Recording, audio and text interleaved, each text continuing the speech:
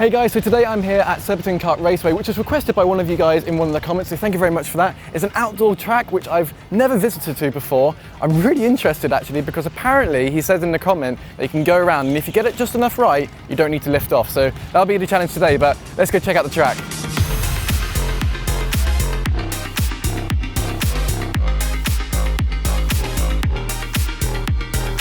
So Surbiton Kart Raceway has 3 outdoor circuits which can cater to all ages. The first is more designed for parents with children aged 4 to 6. The second, which is their larger cadet track for ages 6 to 11, then onto their main 700 meter track, which we'll be looking at today. The track can come in different configurations, but usually has 7 corners getting up to speeds of 60 miles an hour, and for £37 you'll get 2 15-minute sessions, including in and out laps and even time being added onto your session where the yellow flag is being waved, meaning that you won't lose out on any racing time, which I believe a lot of go-karting places should start to do. The raceway uses BizKart's Le Mans Twin, which is such a trusted brand with the karting community, providing karts to places like Team Sport in the UK and Andretti Karting over in the US. But they've opted to change the original Duro Highline tyres to Hyde now, which are more designed for outdoor conditions. And to go along with those conditions, you're also supplied with helmets, overalls and gloves. So anyway, let's get onto the track itself. This is a high-speed circuit and can have some serious consequences. Although it doesn't have a traditional hairpin corners where you can pull off an outbraking manoeuvre, this circuit really makes you focus on your racing line. Each corner is wide enough to flow from one to another very quickly, which is the reason you see those top speeds, but because of this, everyone around you is also racing on the limit, meaning you really need to nail your braking points and where you position your car.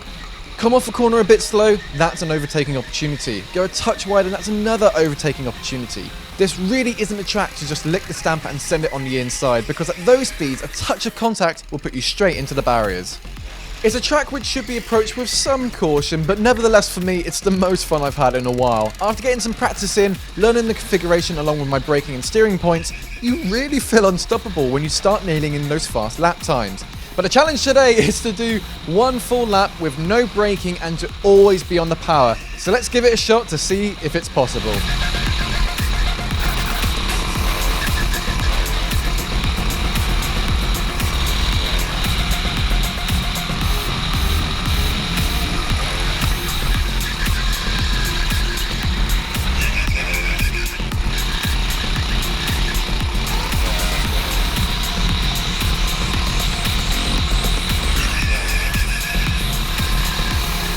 So that's it for this video. If you're not already, please follow me on Twitter, top link in the description. It is the best way to find out about new videos and to see behind the scenes content. You can check out more go-karting videos by clicking here, and you can support my channel by subscribing here and liking the video. But what go-kart track should I visit to next and why? Leave a comment down below and hopefully one day I can go check it out. Thanks to Vlog for recommending this track for me to have a look at, but that's all for now. Thanks very much for watching and I'll see you next time.